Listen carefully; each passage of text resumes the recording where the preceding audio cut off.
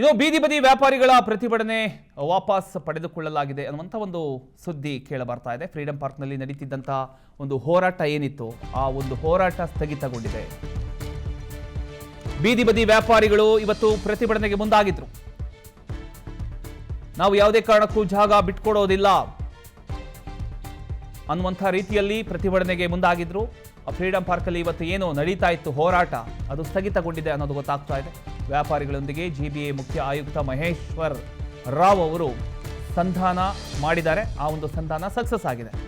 ವ್ಯಾಪಾರಿಗಳನ್ನ ಕರೆದು ಸಮಸ್ಯೆಗಳ ಕುರಿತು ಚರ್ಚೆಯನ್ನ ಮಾಡಿ ಸಾಂತ್ವನ ಕೂಡ ಹೇಳಿದ್ದಾರೆ.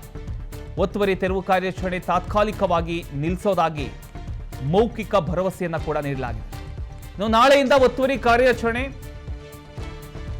ಸ್ಥಗಿತಗೊಳಿಸೋದಾಗಿ ಆಯುಕ್ತರು ಭರವಸೆ ನೀಡಿದ್ದಾರೆ ಅನ್ನೋದು ಎಲ್ಲೋ ಒಂದು ಕಡೆ ಗೊತ್ತಾಗ್ತಾ ಇದೆ.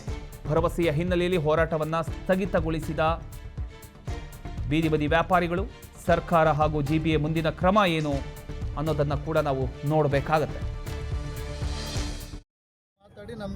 ನಾವಿವತ್ತೇನು ಪ್ರತಿಭಟನೆನ ಹಮ್ಮಿಕೊಂಡಿದ್ವಿ ಫ್ರೀಡಂ ಪಾರ್ಕಲ್ಲಿ, ಆ ಪ್ರತಿಭಟನೆಗೆ ಅನ್ವಯವಾಗಿ ನಮ್ಮ ಈ ಬೀದಿ ವ್ಯಾಪಾರಿಗಳ ಬೇಡಿಕೆ ಏನಿದೆ, ಆ ಬೇಡಿಕೆನೆಲ್ಲನ ಅವರು ಮನವಿನ ಸ್ವೀಕಾರ ಮಾಡಿ ನಮ್ಮ ಸ್ಪೀಕರ್ಗೆ ಅವರು